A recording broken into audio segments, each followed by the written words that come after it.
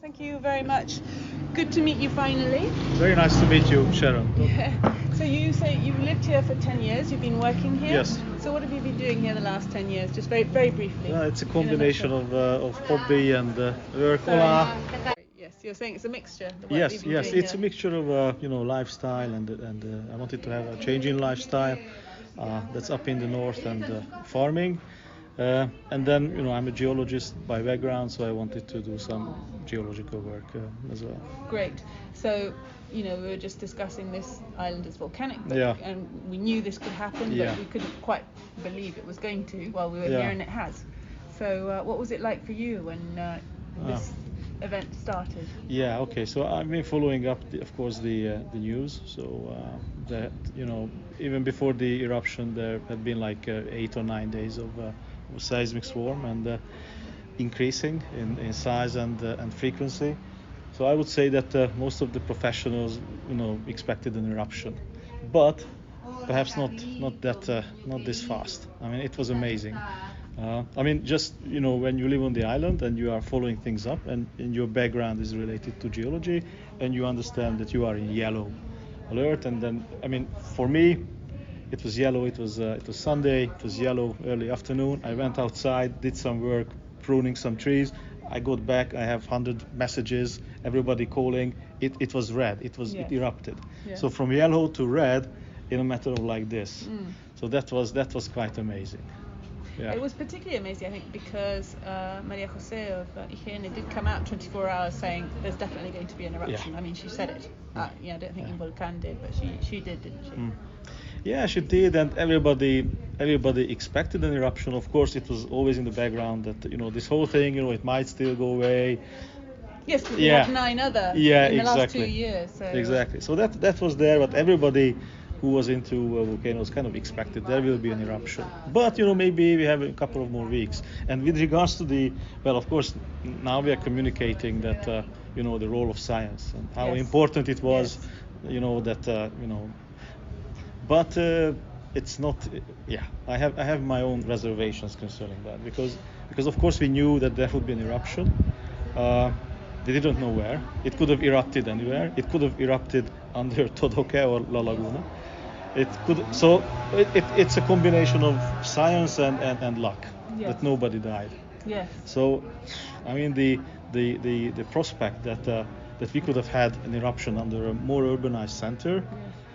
And the loss of lives would have been amazing. There was no warning. Yeah. So between yellow and red, there was no warning. And I thought that's of course there are limits, clear there are limitations. What is it that you can predict and how accurate, and you want to avoid cry wolf, that's for sure. But I thought that was pretty scary, I must say. But also, even if they had gone to orange, I'm not sure what they could have done differently, because would they have evacuated everywhere south of Los Llanos and taken them to the north? Realistically, what could they have done differently, even if they had done orange? Well, they could have started evacuations. In fact, they did. So the people with disabilities, they were already evacuated when the volcano erupted.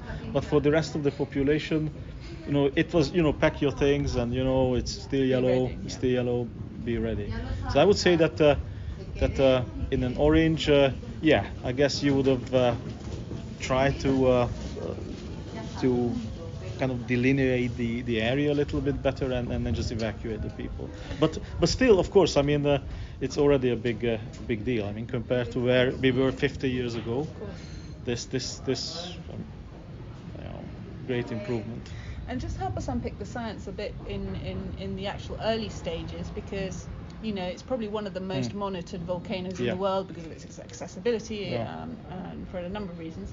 But how much of the science actually helped to predict what was happening? Because we were talking about gases, deformation, all sorts of different measurements. What are the key indicators that really told us there's going to be an eruption here, and going forward, the ones we really need to pay attention to? This is quite complex. This is a really complex question. I would say that, of course, the occurrence of the seismic swarms and the reoccurrence of the swarms. There was another one 6 months ago, another one 2 years ago. So it was coming. So I would say an eruption was coming. I don't know what other studies were conducted in the background with regards to gases, changes in water quality. There must have been some other studies indicating this. But what we as public, or kind of the science aware public knew was really the monitoring of earthquakes. Yes. That was very useful. Yes. Yes, and certainly when they started to come much closer to the surface, and there was ground deformation. And they were getting shallower, the ground deformation. So, the eruption was going to happen. It was just from yellow to red in like this. Yes. That was scary, I would say. Yes. And how has your day-to-day changed in the last 25 days? Well, it's the ash, of course, and of course the phone calls. I mean, when you live on La Palma, even if you are, a scientist or you are dealing with geology, everybody in Europe is, of course, worried to death. Yes. It's in part because of how this whole thing is communicated. The really zoomed in images. No scale. Yeah, exactly. So everybody thinks that the whole island is burning. Is burning, covered by lava. So we are getting a lot of phone calls, and even when we reassure people that everything is fine here, they get back to us again and again and again. So, and that is, of course, disrupts your daily life, because you spend much more time on communication. You have to answer to all these emails. You want to be polite. Other than that, I would say that this is the main thing. And of course, there is a sense of apprehension. You know what's going on. You identify with the people. We know many of the people. Lost houses. Last year we were in a big fire in the north. 1,200 hectares burnt around the farm. So I understand. Near your farm? Yeah, around the farm. So the farm was literally in the middle. Wow. And we didn't know if the houses were still there or they weren't there. So this is something I can identify with the people. They don't know. I mean, they don't care about satellite data. Yeah. They want to know if their house, is still there. Is there like a hope? How far is the lava? Could that still be spared? So I would say that's going on in the mind of hundreds of people. I identify with that very strongly. No, for sure. Yeah. And also people that you've worked with. You're saying you were talking today about the case of the mechanic you've just been to see today. And our immediate neighbors. So in the north, very nice couple, elderly couple. They bought a house. Just I remember when they were showing us the photo and the Todoke mountain in the back. So that house is gone. Wow. And they were our neighbors. It's very difficult. Yeah. For us. And going forwards, what is the answer? Because obviously people are talking about a lot of money being raised, and maybe people being given a flat, but it's not the same as having a property with a plantation and your whole community around you and your church, and it's very difficult to see how those communities can be brought back together. Yeah, I would say almost impossible. I mean, knowing a little bit how things work here, the state is going to offer them a compensation. I mean, if your land is covered by lava, what's going to happen? They're going to offer you a compensation, and then you take it or leave it.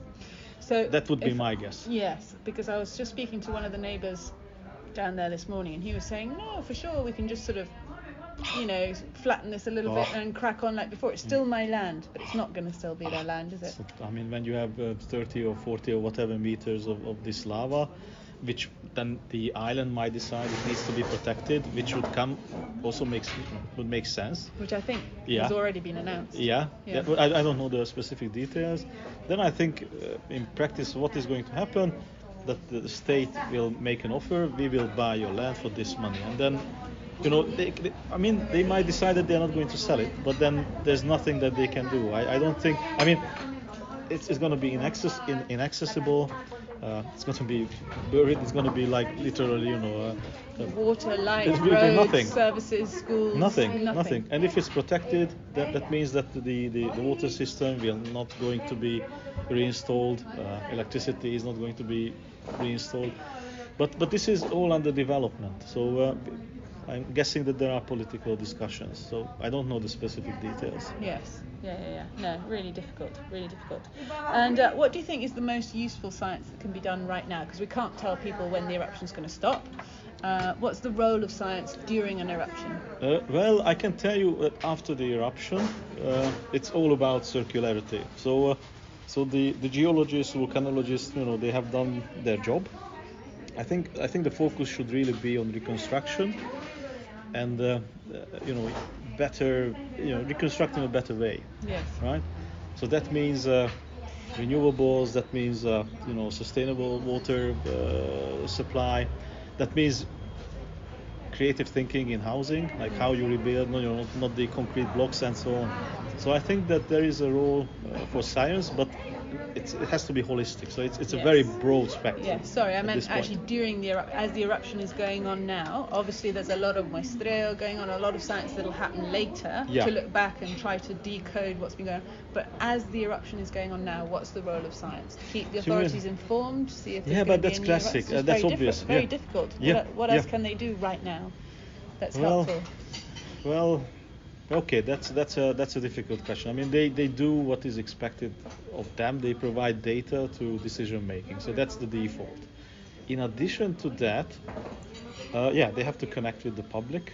I mean, as much as they could. I mean, that's I would say. But I think most scientists, they do that, or they try to do that, which is of course very difficult because they have to be very careful. What is it that they actually say? Yes. So, but I think this is important. I would say that connecting with the public would be a key, and doing that in a like a responsible manner. Yes. I would say that's key. Yeah. I have to say the one thing I've been struck by here is that there's lots of different agencies working here, and they don't necessarily all work together well most of the time. But during this eruption, they seem to be collaborating and working together at Volcano and really just keeping the focus that this is about La Palma. Would you agree with that? Yes, and I would say that even without this crisis, the individual scientists behind these institutions, I think they were keen to working with each other. Of course, especially now, and then the rest is it's political, like the heads and whatever they do and the things that they are running and the schemes and the political agendas. That's another thing. That still exists. That still exists. Yes, and it'll resurface.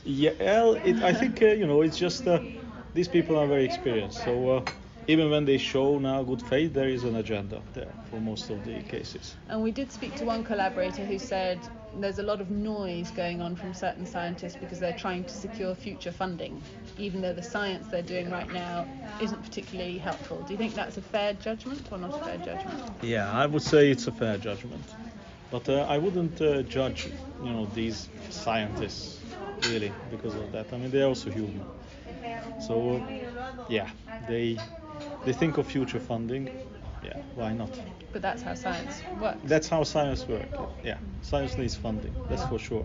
So I wouldn't be too hard on them because of this. Great. And what do you hope will come out of this? Finally, final question. What do you mean?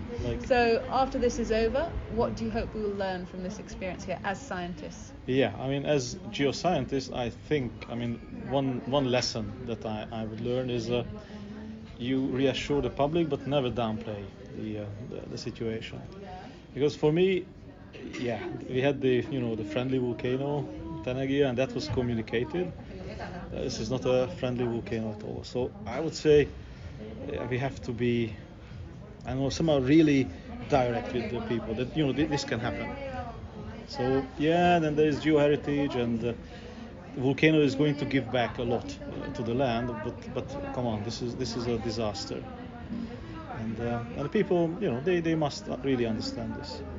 Well, I think maybe now when they do their information campaigns, people might listen a bit more closely as well. Here on La Palma, but whether they would listen in other areas of the world, on other islands, I guess on other islands, probably. But I would say this is a universal lesson that we really have to tell, and we have to be very direct with them. So never downplay, what could happen, because I think we have been doing that a little bit. I think that's true. And even beforehand, they were saying, Canarian volcanoes, we go there with our coffee, our chupito, and we sit and we watch the display from above. But of course, this has come out somewhere where that's not the case. And we have been lucky with this. I mean, as I said, I'm not pessimistic. I'm realistic, but this could have been a million times worse. Yes. This eruption. Yeah. or it could have been better. Yes. It could have been better, but it could have been also worse. But what we can't do is pin all our hopes on thinking it's always going to be benign. No, absolutely no way.